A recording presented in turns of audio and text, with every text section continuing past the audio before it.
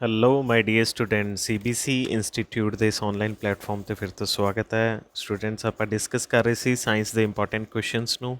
ਇਸ ਤੋਂ ਪਹਿਲਾਂ ਆਪਾਂ ਪਾਰਟ 8 ਤੱਕ ਮੋਸਟ ਇੰਪੋਰਟੈਂਟ ਕੁਐਸਚਨਸ ਨੂੰ ਡਿਸਕਸ ਕਰ ਲਿਆ ਸੀ, ਤਾਂ ਅੱਜ ਆਪਾਂ ਪਾਰਟ 9 ਡਿਸਕਸ ਕਰਾਂਗੇ। ਇਹਦੇ ਵਿੱਚ ਵੀ ਸਾਰੇ ਜੋ ਕੁਐਸਚਨਸ ਹੋਣਗੇ ਕਾਫੀ ਜ਼ਿਆਦਾ ਇੰਪੋਰਟੈਂਟ ਕੁਐਸਚਨ ਨੇ ਸਾਇੰਸ ਦੇ ਸਪੈਸ਼ਲੀ। ਤਾਂ ਸਟਾਰਟ ਕਰਦੇ ਹਾਂ ਅੱਜ ਦਾ ਆਪਣਾ ਪਾਰਟ 9। ਫਸਟ ਕੁਐਸਚਨ ਦੇਖਦੇ ਹਾਂ ਕੀ ਹੈ। The function of heavy water in the nuclear reactor is. Nuclear reactor ਦਾ ਕੁਐਸਚਨ ਹੈ। ਦੇਖੋ ਨਿਊਕਲੀਅਰ ਰਿਐਕਟਰਸ ਕੀ ਹੁੰਦੇ ਨੇ। ਨਿਊਕਲੀਅਰ ਰਿਐਕਟਰਸ ਅਸਲ ਦੇ ਵਿੱਚ ਜੋ ਆਪਣੀ ਐਨਰਜੀ ਹੈ ਜਾਂ ਫਿਰ ਇਲੈਕਟ੍ਰੀਸਿਟੀ ਨੂੰ ਪ੍ਰੋਡਿਊਸ ਕਰਨ ਵਾਸਤੇ ਅੱਜ ਕੱਲ੍ਹ ਮਾਡਰਨ ਟਾਈਮ ਦੇ ਵਿੱਚ ਯੂਜ਼ ਹੋ ਰਿਹਾ ਨਿਊਕਲੀਅਰ ਰਿਐਕਟਰਸ। ਇਹਦੇ ਵਿੱਚ ਕੀ ਹੁੰਦਾ, ਯੂਰੇਨੀਅਮ ਨੂੰ ਐਜ਼ ਅ ਫਿਊਲ ਯੂਜ਼ ਕੀਤਾ ਜਾਂਦਾ। ਇਹ ਵੀ ਆਪਾਂ ਨੂੰ ਕੁਐਸਚਨ ਆ ਸਕਦਾ ਇਹਦੇ ਵਿੱਚ ਫਿਊਲ ਕੀ ਹੁੰਦਾ, ਯੂਰੇਨੀਅਮ। ਅਤੇ ਯੂਰੇਨੀਅਮ ਦਾ ਐਟਮ ਬੋਮ ਦੇ ਵਿੱਚ ਵੀ ਯੂਜ਼ ਹੁੰਦਾ। ਤਾਂ ਫ਼ਰਕ ਕੀ ਹੈ ਨਿਊਕਲੀਅਰ ਰਿਐਕਟਰ ਅਤੇ ਐਟਮ ਬੋਮ ਦੇ ਵਿੱਚ? ਉੱਥੇ ਸਿਰਫ ਇੰਨਾ ਹੀ ਫ਼ਰਕ ਹੈ ਵੀ ਨਿਊਕਲੀਅਰ ਰਿਐਕਟਰ ਦੇ ਵਿੱਚ ਜਿਹੜੀ ਰਿਐਕਸ਼ਨਸ ਹੁੰਦੀਆਂ ਉਹ ਹੁੰਦੀ ਹੈ ਕੰਟਰੋਲਡ, ਲੇਕਿਨ ਜਿਹੜਾ ਐਟਮ ਬੋਮ ਹੁੰਦਾ ਉਹਦੇ ਵਿੱਚ ਰਿਐਕਸ਼ਨਸ ਹੁੰਦੀ ਹੈ ਅਨਕੰਟਰੋਲਡ। ਮਤਲਬ ਉੱਥੇ ਯੂਰੇਨੀਅਮ ਦੇ ਨਾਲ ਜਿਹੜੇ ਨਿਊਟਰੋਨਸ ਟਕਰਾਉਂਦੇ ਨੇ ਉਹਨੂੰ ਕੰਟਰੋਲ ਕਰ ਲਿਆ ਜਾਂਦਾ ਨਿਊਕਲੀਅਰ ਰਿਐਕਟਰਸ ਦੇ ਵਿੱਚ, ਲੇਕਿਨ ਐਟਮ ਬੋਮ ਦੇ ਵਿੱਚ ਕੀ ਹੁੰਦਾ, ਯੂਰੇਨੀਅਮ ਨਾਲ ਜਿਹੜੇ ਨਿਊਟਰੋਨਸ ਟਕਰਾਉਂਦੇ ਨੇ ਉਹਨਾਂ ਨੂੰ ਕੰਟਰੋਲ ਨਹੀਂ ਕੀਤਾ ਜਾਂਦਾ। ਤਾਂ ਹੁੰਦਾ ਕੀ ਹੈ ਨਿਊਕਲੀਅਰ ਰਿਐਕਟਰਸ ਦੇ ਵਿੱਚ ਇੱਕ ਮੋਡਰੇਟਰ ਯੂਜ਼ ਹੁੰਦਾ, ਉਹਦਾ ਨਾਮ ਹੈ ਜੀ ਹੈਵੀ ਵਾਟਰ। ਹੈਵੀ ਵਾਟਰ ਕੀ ਹੁੰਦਾ, ਹੈਵੀ ਵਾਟਰ ਹੁੰਦਾ ਜੀ D2O। ਦੇਖੋ ਨੋਰਮਲ ਜਿਹੜਾ ਆਪਾਂ ਪਾਣੀ ਪੀਂਦੇ ਹਾਂ ਉਹ H2O ਹੁੰਦਾ, ਲੇਕਿਨ ਜਿਹੜਾ ਹੈਵੀ ਵਾਟਰ ਹੁੰਦਾ D2O। ਤਾਂ ਹੈਵੀ ਵਾਟਰ ਕੀ ਕਰਦਾ ਹੈ, ਇਹ ਸਲੋ ਡਾਊਨ ਕਰ ਦਿੰਦਾ ਸਪੀਡ ਆਫ ਨਿਊਟਰੋਨਸ, ਯਾਨੀ ਕਿ ਮੋਡਰੇਟ ਕਰ ਦਿੰਦਾ, ਰੋਕ ਦਿੰਦਾ, ਰਿਐਕਸ਼ਨ ਨੂੰ ਵਧਣ ਨਹੀਂ ਦਿੰਦਾ, ਰਿਐਕਸ਼ਨ ਨੂੰ ਅਨਕੰਟਰੋਲ ਹੋਣ ਤੋਂ ਬਚਾ ਲੈਂਦਾ। ਤਾਂ ਕਾਫੀ ਇੰਪੋਰਟੈਂਟ ਕੁਐਸਚਨ ਹੈ। ਹੈਵੀ ਵਾਟਰ ਕੀ ਕਰਦਾ, slows down the speed of neutrons. ਅਤੇ ਹੈਵੀ ਵਾਟਰ ਦਾ ਫਾਰਮੂਲਾ ਕੀ ਹੈ ਜੀ D2O। Very important question. ਚਲਦੇ ਜੀ ਆਪਣੇ ਨੈਕਸਟ ਕੁਐਸਚਨ ਤੇ। ਸੈਕਿੰਡ ਕੁਐਸਚਨ ਕੀ ਹੈ, common salt is obtained from sea water by the process of. Common salt ਮਤਲਬ ਜਿਹੜਾ ਆਪਾਂ ਨਮਕ ਖਾਂਦੇ ਹਾਂ ਇਹਨੂੰ ਆਪਾਂ ਹੋਰ ਕੀ ਬੋਲਦੇ ਹਾਂ, ਰੌਕ ਸਾਲਟ ਵੀ ਬੋਲਦੇ ਹਾਂ, ਇਹਨੂੰ ਆਪਾਂ ਹੋਰ ਕੀ ਬੋਲਦੇ ਹਾਂ, ਟੇਬਲ ਸਾਲਟ ਵੀ ਬੋਲਦੇ ਹਾਂ। ਠੀਕ ਹੈ। ਅਤੇ ਦਸ ਫਾਰਮੂਲਾ ਕੀ ਹੈ ਜੀ NaCl ਯਾਨੀ ਕਿ ਸੋਡੀਅਮ ਕਲੋਰਾਈਡ। ਦੇਖੋ ਆਪਣੇ ਇੰਡੀਆ ਦੇ ਆਸ-ਪਾਸ ਜੋ ਕਿ ਆਪਣਾ ਸਾਊਥ ਇੰਡੀਆ ਹੈ ਨਾ, ਆਪਣਾ ਪੈਨਿਨਸੂਲਰ ਇੰਡੀਆ, ਇੱਥੇ ਆਪਣੇ ਕੋਲ ਹੈ ਅਰੇਬੀਅਨ ਸੀ ਅਤੇ ਇੱਥੇ ਆਪਣੇ ਕੋਲ ਬੇ ਆਫ ਬੰਗਾਲ ਯਾਨੀ ਕਿ ਸਮੁੰਦਰ ਹੈ ਨਾ ਆਸ-ਪਾਸ। ਤਾਂ ਹੁੰਦਾ ਕੀ ਹੈ, ਸਮੁੰਦਰ ਦੇ ਪਾਣੀ ਦੇ ਵਿੱਚ ਬਹੁਤ ਜ਼ਿਆਦਾ ਨਮਕ ਹੁੰਦਾ। ਆਪਾਂ ਨੂੰ ਪਤਾ ਹੀ ਹੈ ਸਮੁੰਦਰਾਂ ਦਾ ਪਾਣੀ ਖਾਰਾ ਹੁੰਦਾ, ਇਟ ਮੀਨਸ ਉਸ 'ਚ ਨਮਕ ਹੁੰਦਾ। ਤਾਂ ਹੁੰਦਾ ਕੀ ਹੈ, ਸਮੁੰਦਰ ਦੇ ਪਾਣੀ ਨੂੰ ਇਕੱਠਾ ਕਰ ਲਿਆ ਜਾਂਦਾ, ਫਿਰ ਉਹਨੂੰ ਸਨਲਾਈਟ ਦੇ ਵਿੱਚ ਰੱਖ ਦਿੱਤਾ ਜਾਂਦਾ। ਹੁੰਦਾ ਕੀ ਹੈ, ਪਾਣੀ ਕੀ ਹੁੰਦਾ, ਇਵੈਪੋਰੇਟ ਹੋ ਜਾਂਦਾ ਅਤੇ ਪਿੱਛੇ ਰਹਿ ਕੇ ਜਾਂਦਾ ਨਮਕ।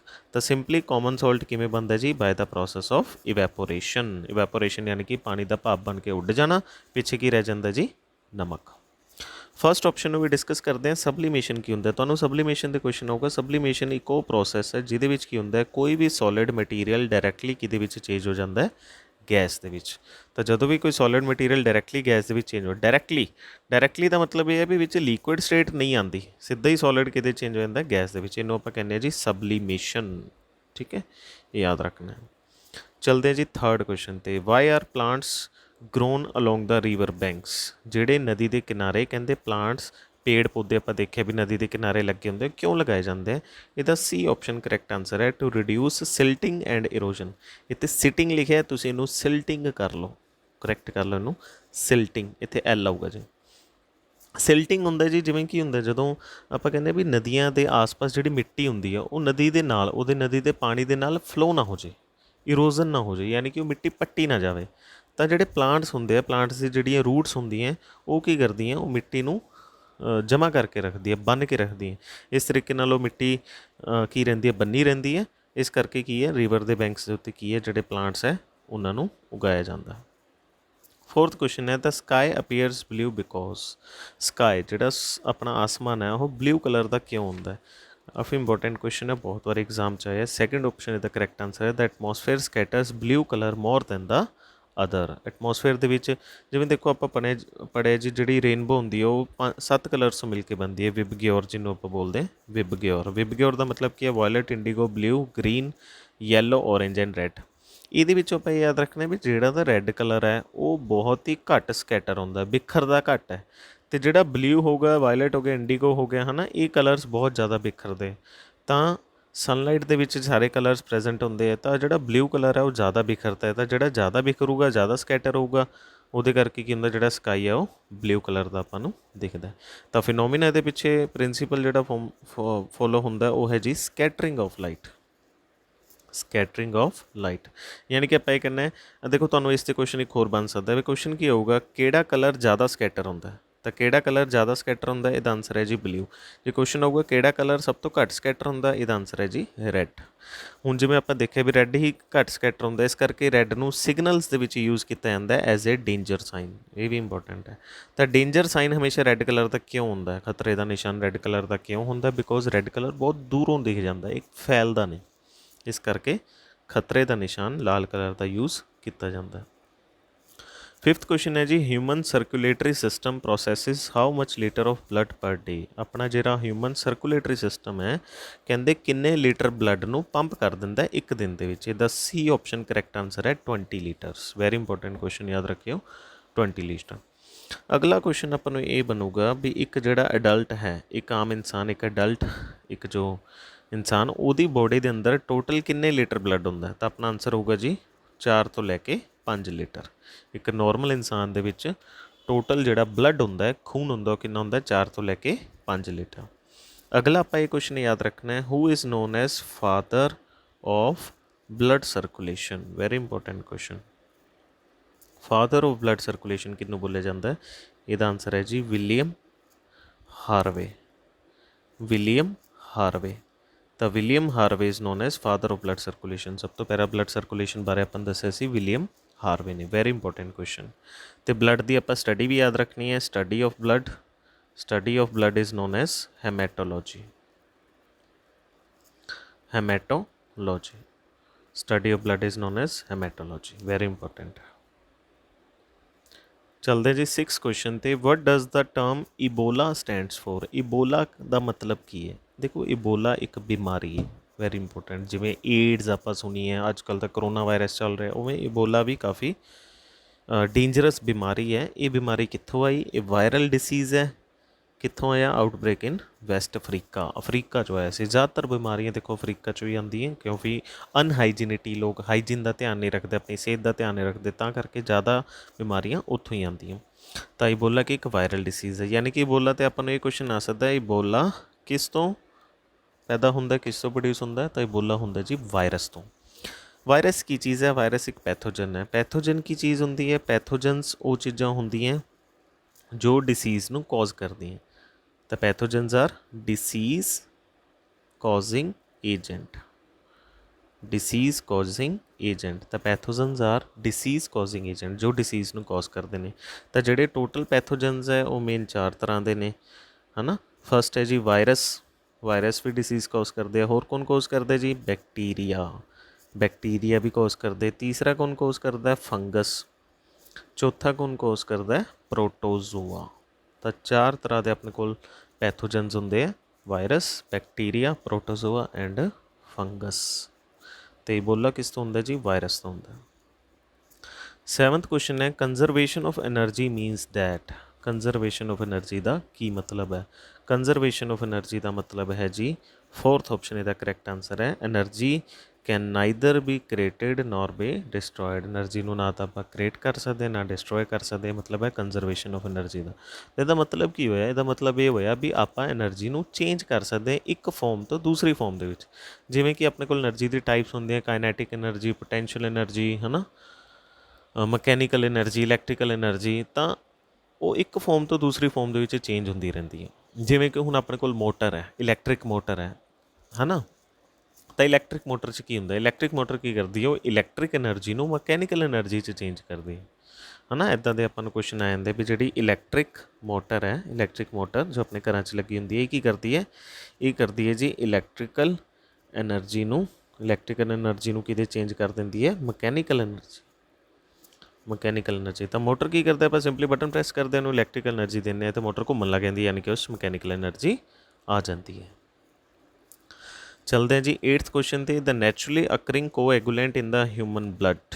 ਹਿਊਮਨ ਬਲੱਡ ਨੂੰ ਜੰਮਣ ਤੋਂ ਬਚਾਉਣ ਲਈ ਉਹਦੇ ਵਿੱਚ ਇੱਕ ਨੈਚੁਰਲੀ ਐਂਟੀ ਕੋਐਗੂਲੈਂਟ ਹੁੰਦਾ, ਜੋ ਖੂਨ ਨੂੰ ਆਪਾਂ ਇਹ ਕਹਿ ਸਕਦੇ ਵੀ ਠੰਡੇ ਮੌਸਮ ਦੇ ਵਿੱਚ, ਠੰਡੇ ਏਰੀਆ ਦੇ ਵਿੱਚ, ਵਾਤਾਵਰਨ ਦੇ ਵਿੱਚ ਜੰਮਣ ਤੋਂ ਬਚਾਉਂਦਾ। ਉਹਦੇ ਕੋਐਗੂਲੈਂਟਸ, ਉਹਦੇ ਗੱਠਾਂ ਬਣਨ ਤੋਂ ਬਚਾਉਂਦਾ, ਉਹਨੂੰ ਜੰਮਣ ਤੋਂ ਬਚਾਉਂਦਾ। ਤਾਂ ਉਹ ਨੈਚੁਰਲੀ ਅਕਰਿੰਗ ਐਂਟੀ ਕੋਐਗੂਲੈਂਟ ਆਪਣੀ ਬੋਡੀ 'ਚ ਕਿਹੜਾ ਹੁੰਦਾ ਜੀ, 2nd ਆਪਸ਼ਨ ਦਾ ਕਰੈਕਟ ਆਨਸਰ ਹੈ heparin. Very important question.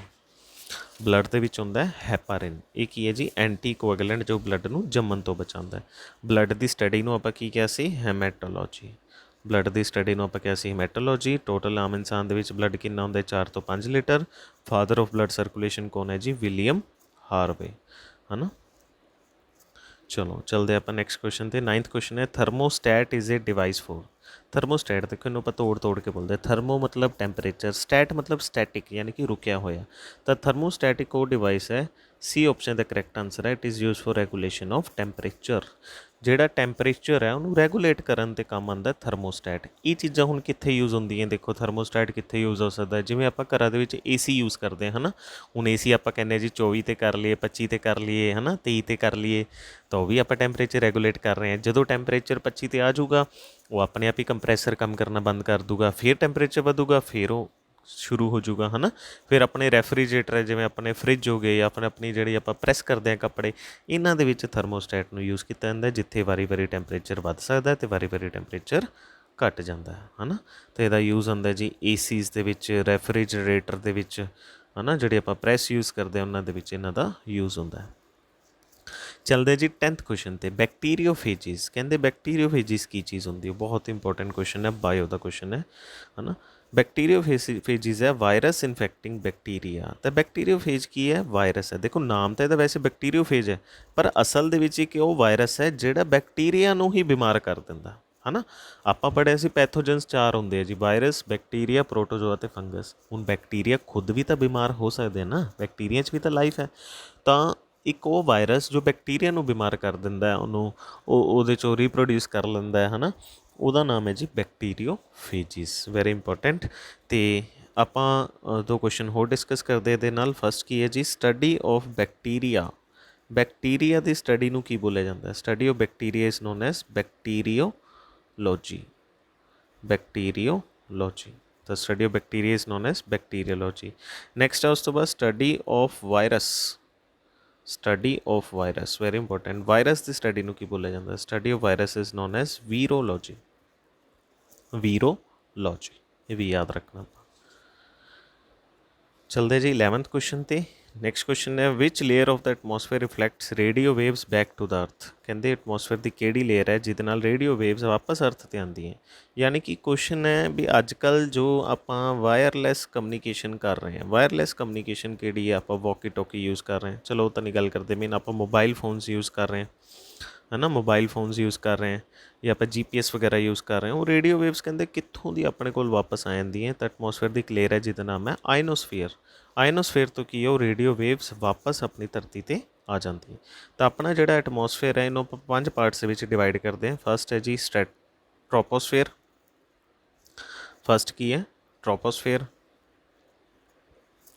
ਟ੍ਰੋਪੋਸਫੇਅਰ। Second ਹੈ ਸਟ੍ਰੈਟੋਸਫੇਅਰ। ਥਰਡ ਹੈ ਜੀ ਮੀਜ਼ੋਸਫੇਅਰ। ਫੋਰਥ ਹੈ ਥਰਮੋਸਫੇਅਰ। ਅਤੇ ਫਿਫਥ ਹੈ ਲਾਸਟ ਐਗਜ਼ੋਸਫੇਅਰ। ਐਗਜ਼ੋਸਫੇਅਰ ਦੇ ਵਿੱਚ ਇਹਦੇ ਵਿੱਚ ਲਾਈ ਕਰਦੀ ਇੱਕ ਆਇਨੋਸਫੇਅਰ। ਤਾਂ ਆਇਨੋਸਫੇਅਰ ਤੋਂ ਰਿਫਲੈਕਟ ਹੋ ਕੇ ਵਾਪਸ ਆਪਣੇ ਕੋਲ ਆਉਂਦੇ ਜੀ ਰੇਡੀਓ ਸਿਗਨਲਸ। ਠੀਕ ਹੈ ਜੀ, ਇੰਪੋਰਟੈਂਟ ਕੁਐਸਚਨ ਹੈ, ਇਹ ਯਾਦ ਰੱਖਣਾ। ਚੱਲਦੇ ਹਾਂ 12th ਕੁਐਸਚਨ 'ਤੇ। SPM ਸਟੈਂਡਸ ਫॉर, ਫੁੱਲ ਫॉर्म ਆਈ ਹੈ ਜੀ ਐਬਰੀਵੇਸ਼ਨ। SPM ਦਾ ਕੀ ਮਤਲਬ ਹੈ? SPM ਦਾ ਬਾਇਓਲੋਜੀ 'ਚ ਮਤਲਬ ਹੈ ਸਸਪੈਂਡਿਡ ਪਾਰਟੀਕੂਲੇਟ ਮੈਟਰ। ਯਾਨੀ ਕਿ ਆਪਣੇ ਕੋਲ ਕੋਈ ਵੀ ਸੋਲਿਡ ਜਾਂ ਫਿਰ ਕੋਈ ਵੀ ਲਿਕੁਇਡ ਮਟੀਰੀਅਲ ਗੈਸ ਜੋ ਆਪਣੇ ਕੋਲ ਡਸਟ ਦੀ ਫੋਰਮ ਦੇ ਵਿੱਚ ਜਾਂ ਫਿਰ ਸਮੋਕ ਦੀ ਫੋਰਮ ਦੇ ਵਿੱਚ, ਹੈ ਨਾ, ਹਵਾ ਦੇ ਵਿੱਚ ਲਟਕ ਰਹੇ ਹੁੰਦੇ ਆ, ਉਹਨੂੰ ਆਪਾਂ ਬੋਲਦੇ ਹਾਂ ਸਸਪੈਂਡਿਡ ਪਾਰਟੀਕੂਲੇਟ ਮੈਟਰ। SPM ਫੁੱਲ ਫॉर्म ਯਾਦ ਰੱਖਣੀ ਹੈ, ਸਸਪੈਂਡਿਡ ਪਾਰਟੀਕੂਲੇਟ ਮੈਟਰ। ਨੈਕਸਟ ਹੈ ਜੀ 13th question. The sweetest natural sugar is. Sweetest natural sugar ਕਿਹੜੀ ਹੈ? ਜਿਹੜੀ ਸਭ ਤੋਂ ਮਿੱਠੀ ਹੁੰਦੀ ਹੈ, ਸਵੀਟ ਹੁੰਦੀ ਹੈ ਜੀ ਫਰਕਟੋਸ। ਅਤੇ ਫਰਕਟੋਸ ਆਪਾਂ ਨੂੰ ਨਾਮ ਤੋਂ ਹੀ ਪਤਾ ਚੱਲ ਰਿਹਾ ਇਹ ਕਿਹਦੇ ਵਿੱਚ ਪ੍ਰੈਜ਼ੈਂਟ ਹੁੰਦੀ ਹੈ? ਫਰੂਟਸ। ਹੁਣ ਫਰੂਟਸ ਦੇ ਵਿੱਚ ਵੀ ਤਾਂ ਸ਼ੂਗਰ ਆਪਣੇ ਆਪ ਹੀ ਆ ਜਾਂਦੀ। ਹੁਣ ਵਾਟਰਮੈਲਨ ਹੈ, ਕਿੰਨਾ ਮਿੱਠਾ ਹੁੰਦਾ ਹੈ ਨਾ। ਮੈਂਗੋ ਹੈ, ਕਾਫੀ ਮਿੱਠੇ ਹੁੰਦੇ ਨੇ। ਤਾਂ ਫਰੂਟ ਜੂਸਿਸ ਹੋ ਗਏ। ਅਤੇ ਅਗਲਾ ਆਪਾਂ ਨੂੰ ਇੰਪੋਰਟੈਂਟ ਕੁਐਸਚਨ ਆਉਂਦਾ ਹਨੀ ਦੇ ਵਿੱਚ ਕਿਹੜੀ ਹੁੰਦੀ ਹੈ? ਸਪੈਸ਼ਲ ਐਗਜ਼ਾਮ 'ਚ ਪੁੱਛਿਆ ਜਾਂਦਾ ਵੀ ਹਨੀ ਦੇ ਵਿੱਚ ਕਿਹੜੀ ਸ਼ੂਗਰ ਹੁੰਦੀ? ਉਹ ਵੀ ਹੁੰਦੀ ਹੈ ਫਰੁਕਟੋਸ। ਨੋਰਮਲ ਆਪਾਂ ਜਿਹੜਾ ਖਾਣਾ ਖਾ ਰਹੇ ਹਾਂ, ਰੋਟੀ ਖਾ ਰਹੇ ਹਾਂ, ਉਹਦੇ 'ਚ ਗਲੂਕੋਜ਼ ਹੁੰਦੀ ਹੈ ਨਾ। ਸੁਕਰੋਜ਼ ਕਿਹਦੇ ਵਿੱਚ ਮਿਲਦੀ ਹੈ? ਸੁਕਰੋਜ਼ ਆਪਾਂ ਨੂੰ ਮਿਲਦੀ ਹੈ ਗ੍ਰੇਪਸ ਦੇ ਵਿੱਚੋਂ, ਅੰਗੂਰ ਹੁੰਦੇ ਆ, ਪੀਅਰ ਦੇ ਵਿੱਚੋਂ ਮਿਲ ਜਾਂਦੀ ਹੈ, ਪਾਈਨਐਪਲ 'ਚੋਂ ਮਿਲ ਜਾਂਦੀ ਹੈ ਨਾ। ਇਹ ਹੁੰਦੀ ਹੈ ਸੁਕਰੋਜ਼। ਅਤੇ ਲੈਕਟੋਸ ਕਿੱਥੋਂ ਮਿਲਦੀ ਹੈ ਇੰਪੋਰਟੈਂਟ ਹੈ ਜੀ, ਮਿਲਕ ਦੇ ਵਿੱਚੋਂ, ਵੈਰੀ ਇੰਪੋਰਟੈਂਟ, ਜਿਹੜੀ ਮਿਲਕ ਹੈ ਨਾ, ਮਿਲਕ ਦੇ ਵਿੱਚ ਜਿਹੜੀ ਨੈਚੁਰਲ ਸ਼ੂਗਰ ਉਹ ਹੁੰਦੀ ਹੈ ਉਹ ਕਿਹੜੀ ਹੁੰਦੀ ਹੈ, ਲੈਕਟੋਸ। ਤਾਂ ਮੈਂ ਤੁਹਾਨੂੰ ਯਾਦ ਕਰਾਇਆ ਹੀ ਸੀ, ਮੈਂ ਕਿਹਾ ਜਿੱਥੇ ਵਰਡ ਲੈਕਟੋ ਆ ਗਿਆ ਉਹਦਾ ਮਤਲਬ ਤੁਸੀਂ ਲੈਕਟੋ ਦਾ ਮਿਲਕ ਨਾਲ ਜੋੜਨਾ ਹੈ। ਚਲਦੇ ਜੀ 14th ਕੁਐਸਚਨ ਤੇ, DDT is the name of chemical that can be used as. DDT chemical ਹੈ, ਕਹਿੰਦੇ ਇਹਦਾ ਯੂਜ਼ ਕਿੱਥੇ ਹੁੰਦਾ ਹੈ? ਸੈਕਿੰਡ ਆਪਸ਼ਨ ਇਹਦਾ ਕਰੈਕਟ ਆਂਸਰ ਹੈ ਇਨਸੈਕਟੀਸਾਈਡ। ਇਨਸੈਕਟ ਮਤਲਬ ਕੀੜੇ ਮਕੌੜੇ, ਤਾਂ ਸਾਈਡ ਮਤਲਬ ਮਾਰਨਾ, ਤਾਂ ਕੀੜੇ ਮਕੌੜੇ ਮਾਰਨ ਵਾਲੀ ਦਵਾਈ ਹੈ ਕਿਹੜੀ? DDT। ਘਰਾਂ ਦੇ ਵਿੱਚ ਵੀ ਆਪਾਂ ਯੂਜ਼ ਕਰਦੇ ਹਾਂ। ਅਤੇ DDT ਦੀ ਆਪਾਂ ਫੁੱਲ ਫॉर्म ਵੀ ਯਾਦ ਰੱਖ ਸਕਦੇ ਹਾਂ। DDT ਦੀ ਫੁੱਲ ਫॉर्म ਵੀ ਇੰਪੋਰਟੈਂਟ ਐਗਜ਼ਾਮ 'ਚ ਆ ਸਕਦੀ ਹੈ। ਇਹਦਾ ਨਾਮ ਹੈ ਡਾਈਫਿਨਾਈਲ, ਡਾਈਫਿਨਾਈਲ, ਫਿਰ ਹੈ ਟਰਾਈਕਲੋਰੋ ਇਥੇਨ। ਦੁਬਾਰਾ ਬੋਲਦਾ ਮੈਂ, ਡਾਈਫਿਨਾਈਲ ਟਰਾਈਕਲੋਰੋ ਇਥੇਨ, ਇਹ ਵੀ ਯਾਦ ਰੱਖਣਾ ਹੈ, ਠੀਕ ਹੈ। DDT ਦੀ ਫੁੱਲ ਫॉर्म ਹੈ it is use as insecticide, ਕੀੜੇ ਮਕੌੜੇ ਮਾਰਨ ਲਈ। ਐਂਟੀਸੈਪਟਿਕ ਉਹ ਕਰੀਮਾਂ ਹੁੰਦੀਆਂ, ਉਹ ਦਵਾਈ ਹੁੰਦੀ ਹੈ ਜੋ ਬੈਕਟੀਰੀਆਸ ਨੂੰ ਮਾਰਦੀ, ਇਹ ਵੀ ਆਪਾਂ ਨੋਰਮਲੀ ਯੂਜ਼ ਕਰਦੇ ਹਾਂ। ਐਂਟੀਸੈਪਟਿਕ ਜਿਵੇਂ ਡੈਟੋਲ ਹੋ ਗਿਆ ਆਪਾਂ ਯੂਜ਼ ਕਰਦੇ ਹਾਂ, ਤਾਂ ਬੈਕਟੀਰੀਆਸ ਨੂੰ, ਜਰਮਸ ਨੂੰ ਮਾਰਨ ਲਈ ਯੂਜ਼ ਹੁੰਦਾ ਐਂਟੀਸੈਪਟਿਕਸ। ਚਲਦੇ ਹਾਂ ਜੀ ਅੱਜ ਦੀ 9th ਪਾਰਟ ਦੇ ਆਪਣੇ ਲਾਸਟ ਕੁਐਸਚਨ ਤੇ। ਲਾਸਟ ਕੁਐਸਚਨ ਕੀ ਹੈ? The function of haemoglobin in the body is. Body ਦੇ ਅੰਦਰ ਹੀਮੋਗਲੋਬਿਨ ਦਾ ਕੀ ਫੰਕਸ਼ਨ ਹੈ? ਵੈਰੀ ਇੰਪੋਰਟੈਂਟ ਕੁਐਸਚਨ, ਆਪਾਂ ਪਹਿਲਾਂ ਵੀ ਇਹਨੂੰ ਡਿਸਕਸ ਕੀਤਾ ਹੈ। Transport of oxygen. ਹੁਣ ਆਪਣੀ ਪੂਰੀ ਬੋਡੀ ਪਾਰਟ ਦੇ ਵਿੱਚ ਆਕਸੀਜਨ ਨੂੰ ਟਰਾਂਸਪੋਰਟ ਕੌਣ ਕਰਦਾ ਹੈ? ਹੀਮੋਗਲੋਬਿਨ। ਆਕਸੀਜਨ ਆਪਣੀ ਹੈ ਨਾ, ਆਪਾਂ ਸਾਹ ਲੈਂਦੇ ਹਾਂ, ਆਕਸੀਜਨ ਹੁਣ ਪੂਰੇ ਬੋਡੀ ਪਾਰਟਸ ਨੂੰ ਚਾਹੀਦੀ ਹੈ, ਉਹਨੂੰ ਟਰਾਂਸਪੋਰਟ ਕਰਦਾ ਜੀ ਹੀਮੋਗਲੋਬਿਨ। ਅਤੇ ਹੀਮੋਗਲੋਬਿਨ ਹੈ ਜਿਹੜਾ ਉਹ ਪ੍ਰੈਜੈਂਟ ਕਿਸ 'ਚ ਹੁੰਦਾ? ਇਹ ਵੀ ਯਾਦ ਰੱਖਣਾ, ਪ੍ਰੈਜੈਂਟ ਹੁੰਦਾ RBC। RBC ਦਾ ਮਤਲਬ ਕੀ ਹੈ? Red blood cells, red blood cells. ਅਤੇ RBC ਦਾ ਇੱਕ ਦੂਸਰਾ ਨਾਮ ਵੀ ਹੈ ਜੋ ਆਪਾਂ ਨੂੰ ਪੁੱਛਿਆ ਜਾਂਦਾ, ਦੂਸਰਾ ਨਾਮ ਹੈ ਦਾ ਅਰਿਥਰੋਸਾਈਟਸ। RBC ਦਾ ਦੂਸਰਾ ਨਾਮ ਕੀ ਹੈ?